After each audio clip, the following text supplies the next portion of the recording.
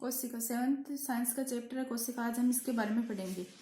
हम अपने चारों ओर के वातावरण में पेड़ पौधों और जंतुओं को देखते हैं। इन सभी का आकृतियां तो अलग अलग होती हैं, लेकिन इनका शरीर एक महत्वपूर्ण संरचना से मिलकर बना होता है, जिसे कोशिका कहते हैं। मतलब शरीर की महत्वपूर्ण या मूलभूत इकाई है। मूलभूत इकाई सेल्स है। प्रत्येक सजीव के शरीर की मूलभूत इकाई सेल्स है। सेल्स की प्रेजेंस के आधार पर जीव 2 टाइप्स के होते हैं, यूनिसेलुलर और मल्टीसेलुलर। यूनिसेलुलर में केवल एक सेल्स प्रेजेंट होती है और मल्टीसेलुलर में 2 या मोर, 2 या 2 से अधिक सेल्स प्रेजेंट।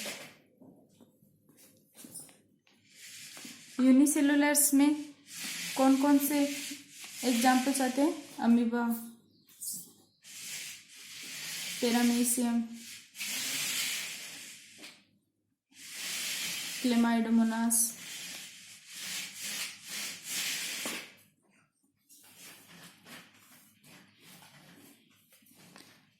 मल्टीसेलुलर के मानव, घास एक्सेट्रा। यूनिसेलुलर और मल्टीसेलुलर के सजीवों के शरीर में अनेक जैविक क्रियाएं होती हैं, जैसे पाचन, श्वसन, उत्सर्जन। ये सभी जैविक क्रियाएं होती हैं। यूनिसेलुलर्स में ये सभी जैविक क्रियाएं केवल एक सेल्स के द्वारा ही संपन्न हो जाती है, लेकिन मल्टीसेलुलर में सभी सेल्स या विभिन्न सेल्स आपस में मिलकर इन क्रियाओं को संपन्न करती है। अंडा भी एक सेल्स है।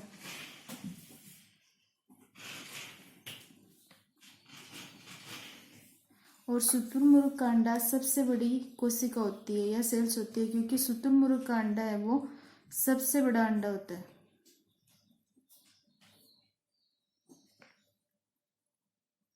सबसे बड़ी सेल्स।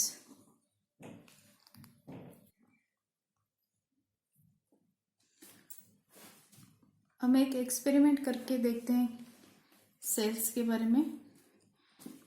एक ओनियन या प्याज लेते हैं, इसको काट कर जब हम देखते हैं तो इसके नीचे एक गुदेदार परत निकलती है। उस गुदेदार परत की भीतरी सतह पर एक पतली झिल्ली होती है, वो उसके चिपकी रहती है। अगर हम इस झिल्ली को उतारकर एक कांच की प्लेट पे या कांच की स्टिक पे रख के पानी की एक बूंद डालकर उसको सूक्ष्मदर्शी यंत्र के द्वारा देखते हैं तो हमें एक मधुमक्खी के छत्ते के समान स्ट्रक्चर दिखाई देती है, जिसमें अनेक अलग अलग कोष्ठ बने होते हैं। ये अलग अलग कोष्ठ प्रत्येक कोष्ठ एक कोशिका को रिप्रेजेंट करते हैं।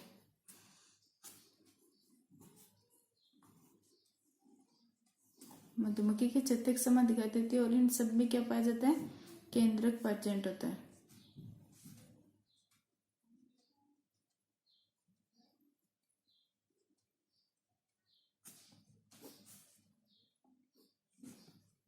प्रत्येक कोष्ठ एक कोशिका हो गई और इसमें प्रेजेंट हो गया है कि न्यूक्लियस। कोशिका की खोज सर्वप्रथम किसने की थी? रॉबर्ट हुक ने। रॉबर्ट हुक नामक साइंटिस्ट हैं जिन्होंने सेल्स की खोज की थी और इसके आंतरिक संरचना का अध्ययन इलेक्ट्रॉन सूक्ष्मदर्शी के द्वारा किया जाता है। इलेक्ट्रॉन सूक्ष्मदर्शी।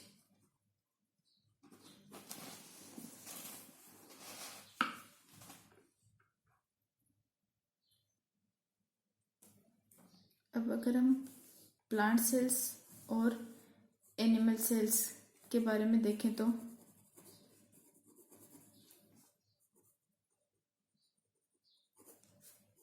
एनिमल सेल्स, प्लांट सेल्स के स्ट्रक्चर का अगर हम अध्ययन करें तो उसमें सबसे भारी लेयर कौन सी होती है? सेल वॉल, और इसके अंदर चिपकी होती है सेल मेम्ब्रेन। फिर होता है इसमें साइटोप्लाज्म, फिर होता है न्यूक्लियस। एनिमल सेल्स के स्ट्रक्चर को देखें तो सबसे पहले होते हैं सेल मेम्ब्रेन, फिर साइटोप्लाज्म, उसके बाद होता है न्यूक्लियस।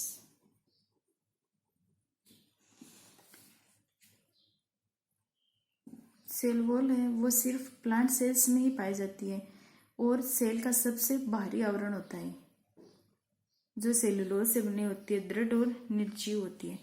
प्लांट सेल की स्ट्रक्चर हम देखें तो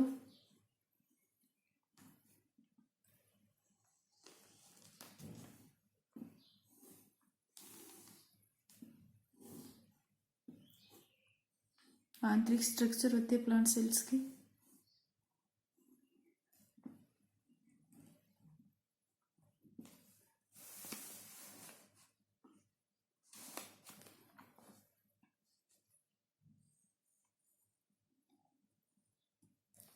इसमें साइटोप्लाज्म प्रेजेंट होता है, ये क्रोमोसोम्स, न्यूक्लियाई, और इसके चारों तरफ ये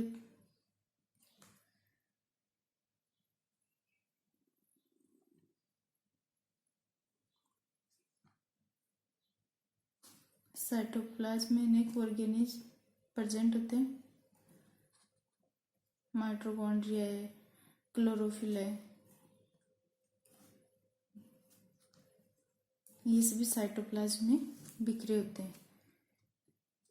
सबसे बाहरी वॉल हो गई सेल वॉल, फिर इसके पास ये चिपकी होती है एक सेल मेम्ब्रेन,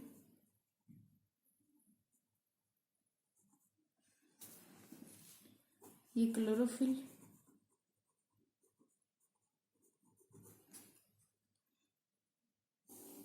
क्रोमोसोम, माइटोकॉन्ड्रिया,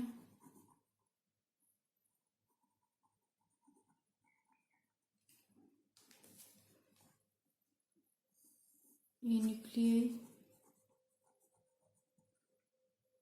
यहाँ पे प्रेजेंट होता है न्यूक्लियस, ये होती है वैक्यूल्स,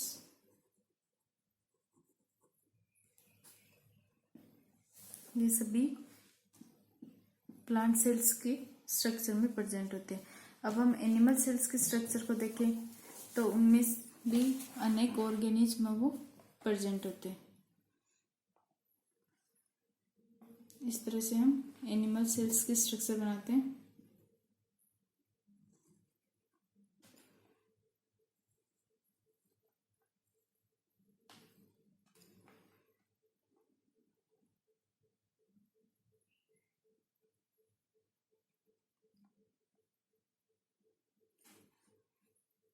माइटोकॉन्ड्रिया,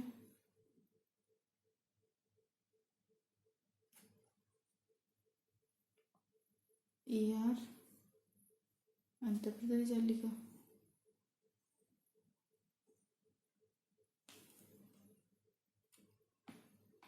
वैक्यूल्स, साइटोप्लाज्म,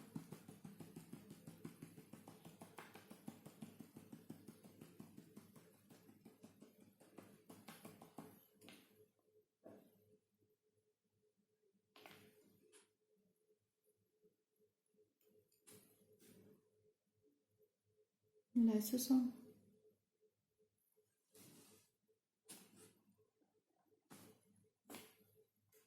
सबसे भारी होती है सेल मेम्ब्रेन, ये होती है वैक्यूल्स, न्यूक्लियस,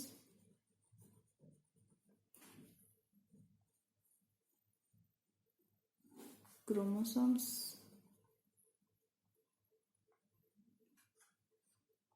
माइटोकॉन्ड्रिया,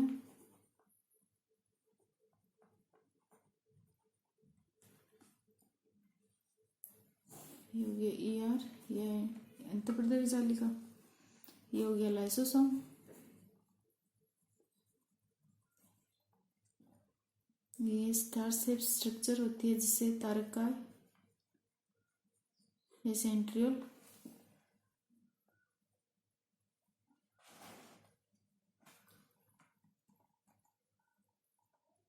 न्यूक्लियस,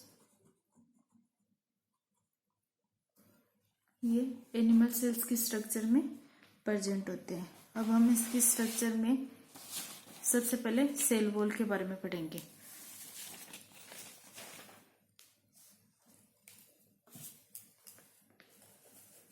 सबसे पहले है सेल वॉल।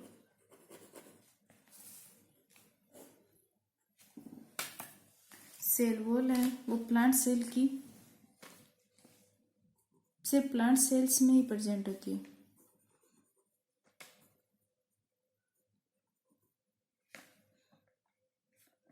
कोशिका का सबसे बाहरी भाग है ये, सबसे बाहरी भाग।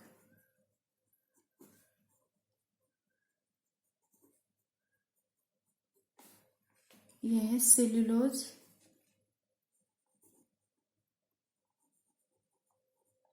नामक पदार्थ से बनाता है जो निर्जीव व दृढ़ वित्तीय होती है। सेल्यूलोज नामक पदार्थ से बनी होती है सेल वॉल और निर्जीव व दृढ़ होती है। इसका वर्क क्या होता है? प्लांट सेल्स को निश्चित आकार एवं मजबूती, प्लांट सेल को शेप एंड सपोर्ट, मजबूती प्रदान करती है सेल वॉल। इसके बाद में है cell membrane.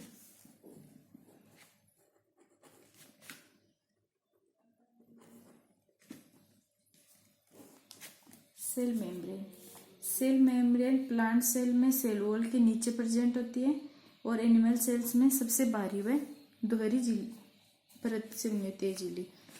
Cell membrane plant cell में तो क्या होती है, सेल वॉल के अंदर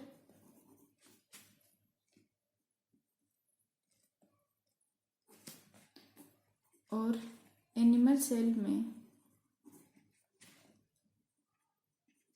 सबसे बाहरी परत।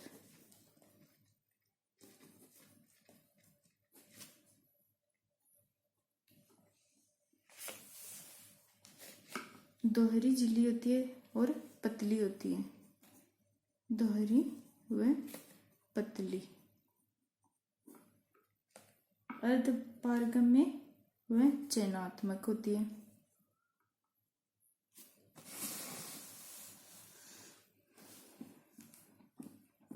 अर्धपारगम्य होती है और चयनात्मक होती है।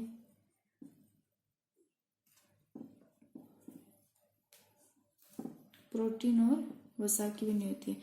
सेल वॉल सेलुलोज की बनी होती है, सेल मेम्ब्रेन होती है वो प्रोटीन और वसा की बनी होती है।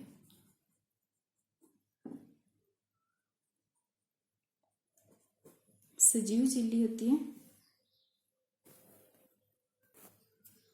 सेल मेम्ब्रेन के वर्क या कार्य क्या क्या है, फंक्शन क्या क्या है इसके? कोशिका झिल्ली कोशिका का आवरण बनाती है तथा इसकी सुरक्षा करती है। सेल का आवरण,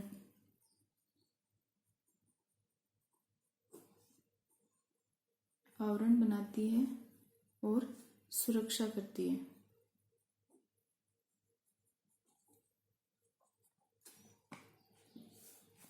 पदार्थों का चयन कर उसे कोशिका में प्रवेश करने में मदद करती है। चयनात्मक है इसलिए पदार्थों को चयन करके ही शरीर में प्रवेश करने देती है।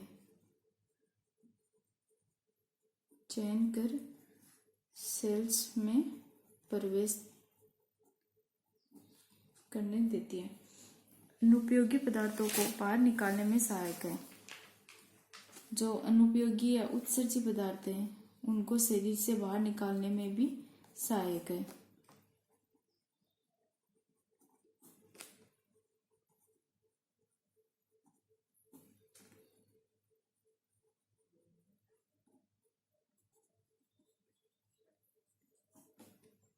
निकालने में सहायक।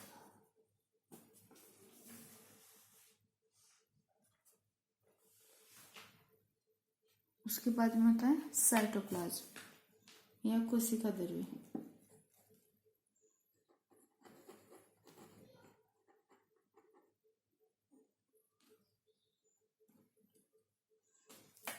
साइटोप्लाज्म होता है वो कोशिका झिल्ली और केंद्रक के मध्य स्थित एक लिक्विड होता है जिसे कोशिका द्रव्य कहते हैं।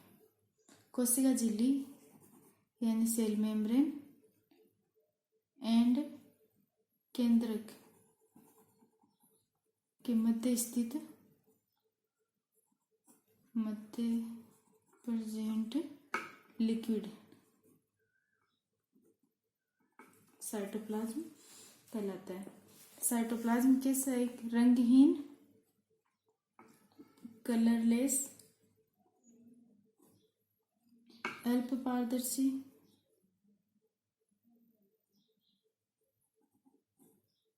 व लसलसा पदार्थ होता है। कोशिका द्रव्य में लगभग 3/4 भाग होता है वो जल होता है। साइटोप्लाज्म होता है उसमें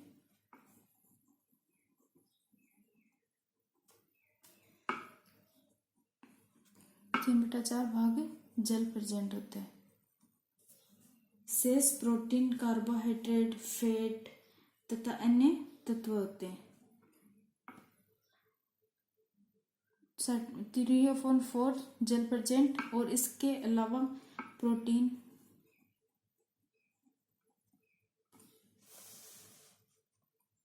कार्बोहाइड्रेट,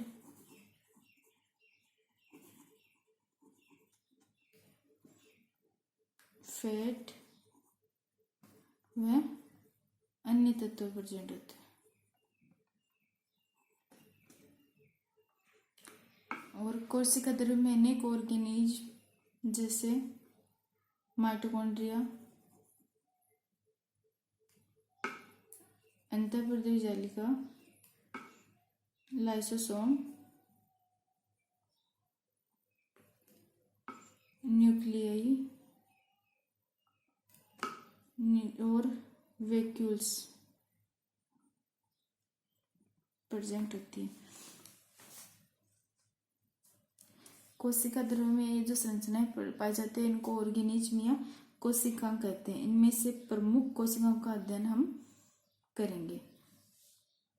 और इनके अलावा हरित लवक या क्लोरोफिल होता है वो सिर्फ प्लांट सेल्स में प्रेजेंट होता है और सेंट्रियोल या तारकाय होता है वो सिर्फ जंतु सेल्स में प्रेजेंट होता है। हरित लवक होता है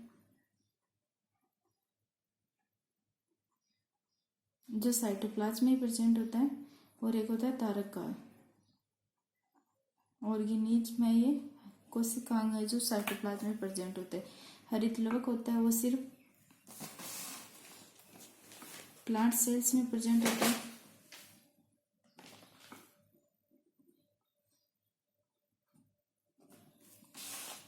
और तारकाय है वो सिर्फ एनिमल सेल्स में।